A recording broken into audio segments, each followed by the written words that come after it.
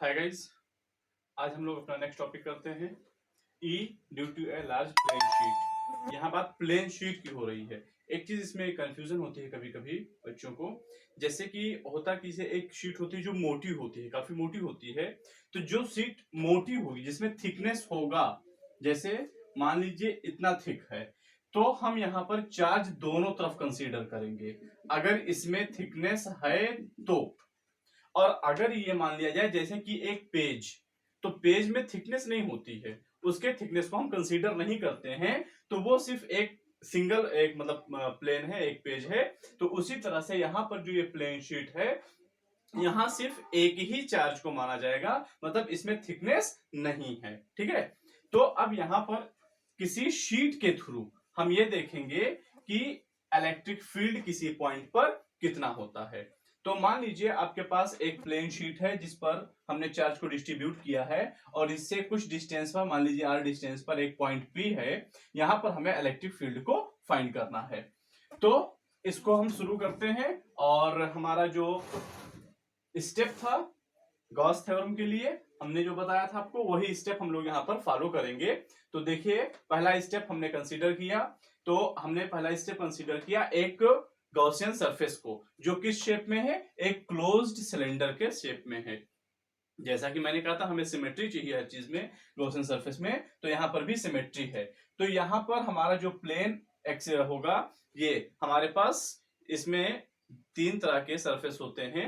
There are three types of surface, curve surface and two plane surface. तो यहाँ पर यह दोनों प्लेन सरफेस हैं, तो हम यहाँ दोनों को कंसीडर करेंगे सिमेट्री की वजह से। ठीक है, तो यहाँ पर बोथ साइड यहाँ आप चाहें तो सिमेट्री लिख सकते हैं। तो ये पहला स्टेप हमारा कंप्लीट हुआ। सेकंड स्टेप क्या था, एलएचएस को सॉल्व करना, और एलएचएस हमारे पास, हमने ये सॉल्व किया। हमारा चूंकि सिलेंडर में तीन पार्ट्स होते हैं, तीन सरफेस होते हैं, इसलिए हमारा जो ए था वो तीनों पार्ट में डिवाइड हो गया। अब यहाँ अगर हम कर्व सरफेस की बात करें, तो कर्व सरफेस ये है हमारा, मतलब ये सिलेंडर ऐसे है, तो ये कर्व सरफेस है। तो कर्व सरफेस पे अगर हम किसी पॉइंट पर एरिया वेक्टर खींचते हैं तो ऐसे बाहर की ओर होगा, और इलेक्ट्रिक फील्ड यहां पर देखें तो इस डायरेक्शन में है। तो ये इलेक्ट्रिक फील्ड का डायरेक्शन हुआ, ये एरिया वेक्टर का डायरेक्शन हुआ, तो दोनों के बीच में एंगल जो फॉर्म होता है वो 90 डिग्री होता है। इसलिए यहां curved surface, CS means curved surface, curved surface के लिए थीटा की वैल्यू 90 हो गई, और cos 90 की वैल्यू 0 होती है, इसलिए ये पूरा 0 हो गया।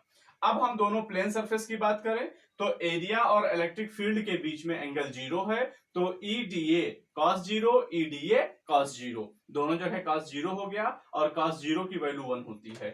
E को बाहर ले लेंगे हम, तो E को बाहर लेंगे, DA का इंटीग्रेशन करेंगे तो पूरा सब एरिया आ जाएगा A, यहां पर भी A आ जाएगा, दोनों को जोड़ देंगे तो कितना हो जाएगा 2EA।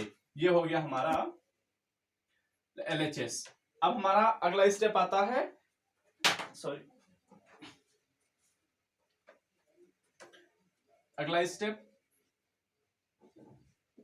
Third step. तो थर्ड स्टेप में अगर हम देखें तो हमें क्या कैलकुलेट करना होता है, चार्ज यहां कैलकुलेट करना होता है। तो यहां लिखेंगे चार्ज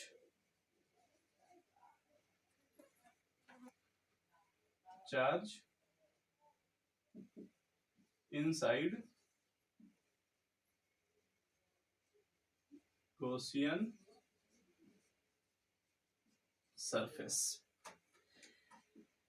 तो यहां पर क्या होगा, तो देखिए हमने यहां पर आपको पहले ही बता दिया है कि हमारी जो एरियल चार्ज डेंसिटी है उसको मान लिया सिग्मा। जैसे मतलब ये हुआ कि यूनिट एरिया में, ठीक है, तो यूनिट एरिया में अगर चार्ज सिग्मा है, तो अगर इस पूरे सिलेंडर का एरिया A हो, तो उस पूरे में चार्ज कितना आया, जैसे ये पूरी मोटाई, तो इतने में ये यहां पर कितना चार्ज आएगा, क्योंकि यहां पर ये यही एरिया यहां पर भी होगा ऐसे, तो इस पूरे एरिया में कितना चार्ज आएगा। फिर से मैं रिपीट करता हूं, यहां हमने चार्ज डेंसिटी को सिग्मा माना है। ठीक है, आप समझ सकते हैं डेंसिटी क्या है, पर यूनिट एरिया में जो चार्ज होता है, charge in per unit area. तो अगर यूनिट एरिया में चार्ज सिग्मा है तो कितना हो जाएगा, मान लीजिए डबल है हमारा, ठीक है, तो 2 मीटर स्क्वायर में कितना चार्ज हो जाएगा, 2 सिग्मा। 3 मीटर स्क्वायर में कितना हो जाएगा, 3 सिग्मा। लेकिन अगर A हो तो कितना हो जाएगा, A सिग्मा। तो यहां पर हमारा जो चार्ज है वो कितना हो जाएगा, ए इंटू सिग्मा। ओके गाइस, तो अब यहां पर हमको चार्ज भी मिल गया, तो फोर्थ स्टेप अप्लाई कर देते हैं। अब तो फोर्थ स्टेप अगर हम अप्लाई करते हैं तो हमें क्या मिल जाएगा, अप्लाइंग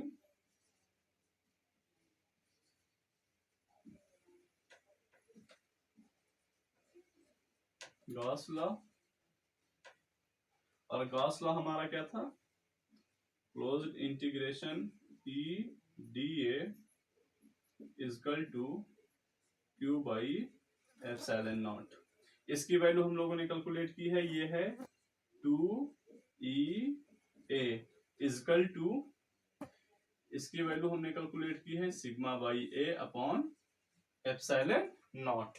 ठीक है, तो यहां पर अब अगर हम देखें तो इसको साइड चेंज कर दीजिए, तो यहां से ए कैंसिल हो जाएगा, तो हमारे पास आ जाता है E is equal to sigma upon 2 epsilon not.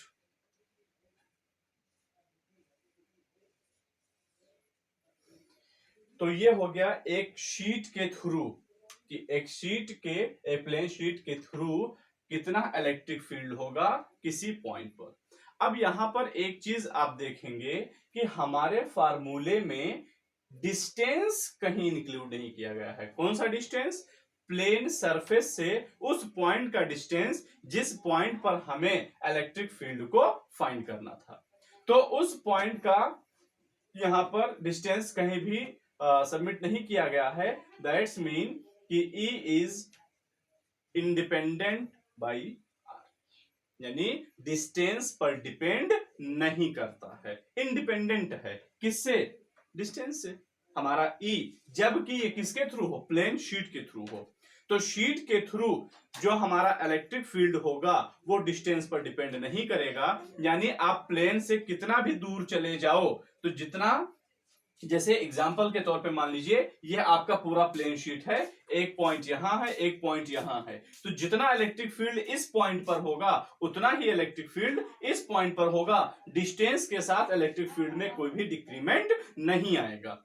अच्छा, इसकी वजह क्या होती है, जैसा कि मैंने शुरू में ही बताया था आपको कि हमारी जो इलेक्ट्रिक फील्ड होती है इसकी इंटेंसिटी डिपेंड करती है crowding of the line of force पे। यानी जहां पर लाइन ऑफ फोर्स एकदम कंसंट्रेट होंगे, जहां क्राउडिंग ज्यादा होगी, जहां डेंस होंगे, वहां पर इसकी स्ट्रेंथ ज्यादा होगी, और जहां पर स्ट्रेंथ कम हो, मतलब डेंसिटी कम होगी, वहां पर स्ट्रेंथ भी इसका कम होगा।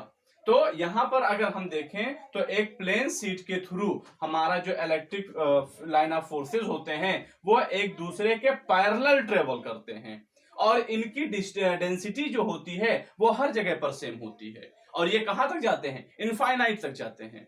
तो इसलिए यहां पर हमारे जो भी लाइन ऑफ फोर्सेस हैं हर जगह पर, हर पॉइंट पर, इससे हर डिस्टेंस पर डेंसिटी सेम है। तो डेंसिटी सेम होने की वजह से ही यहां पर क्या होगा, इलेक्ट्रिक फील्ड हर पॉइंट पर सेम होगा, और वो डिस्टेंस पर डिपेंड नहीं करेगा, क्योंकि डिस्टेंस के साथ हमारी क्राउडिंग नहीं बदलती है, हमारी डेंसिटी नहीं बदलती है, इसलिए हमारे इलेक्ट्रिक फील्ड की स्ट्रेंथ भी नहीं बदलेगी। इसीलिए हमारे फार्मूले में कहीं भी E नहीं आया है। अगर इसको और ज्यादा सॉल्व करोगे तो इसको आप लिख सकते हो सिग्मा, सिग्मा की वैल्यू जो होती है मैं यहां लिख देता हूं, सिग्मा इजकल टू होता है Q by A, charge per unit area. तो यहां हम इसको ये भी लिख सकते हैं इक्वल टू, सिग्मा की वैल्यू पुट कर देंगे तो ये हो जाएगा 2 एप्सिलॉन नॉट ए। अब जो जरूरत रहेगी, अगर हमें चार्ज डेंसिटी दिया गया है तो हम इस फार्मूले को इतना यूज कर लेंगे, और अगर हमें चार्ज डेंसिटी ना देकर एरिया और चार्ज दिया गया है तो हम इस फार्मूले को यूज कर लेंगे। ठीक है, तो न्यूमेरिकल में जैसा सिचुएशन दिया रहेगा उस तरह से हम इसको यूज कर लेंगे, और आपको ये भी अब तक समझ में आ गया होगा कि हमारी जो इलेक्ट्रिक फील्ड की स्ट्रेंथ होगी वो डिपेंड नहीं करेगी। ओके,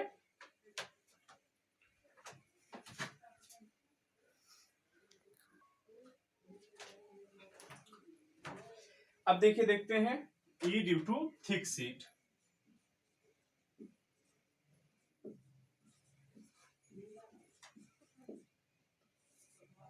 अगर हमारे पास कोई थिक शीट है, जैसा कि अभी मैंने बताया था, हमारे पास एक प्लेन शीट है, एकदम सा प्लेन, कागज की तरह, पेपर की तरह।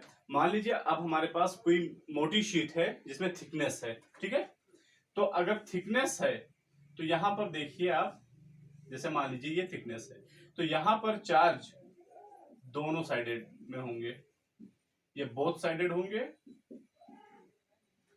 अब अगर इसके हम किसी भी तरफ दो पॉइंट्स मानते हैं, मान लीजिए यहां पर P है, यहां मान लीजिए कहीं भी मान लीजिए, कोई फर्क नहीं पड़ता, तो P डैश इसको मान लीजिए ये, तो इसकी वजह से इधर होगा और इधर भी होगा। इस साइडेड के चार्ज के थ्रू C इधर होगा और ऐसे ये भी होगा। ब्लैक वाला मान लीजिए इस तरफ के चार्ज के थ्रू इलेक्ट्रिक फील्ड है और ब्लू वाला इस तरफ के चार्ज के थ्रू इलेक्ट्रिक फील्ड है।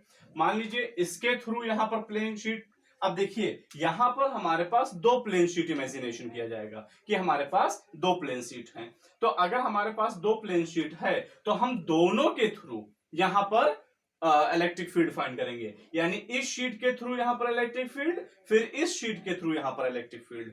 मान लीजिए मैं इसको नाम दे देता हूं A और B, ठीक है। तो अब B के थ्रू यहां पर इलेक्ट्रिक फील्ड मान लीजिए E1 है, तो ये हो जाएगा E1 कितना हो जाएगा, हमने प्लेन शीट के थ्रू इलेक्ट्रिक फील्ड का फार्मूला फाइंड कर लिया है, वो होता है सिग्मा अपॉन 2 एप्सिलॉन नॉट।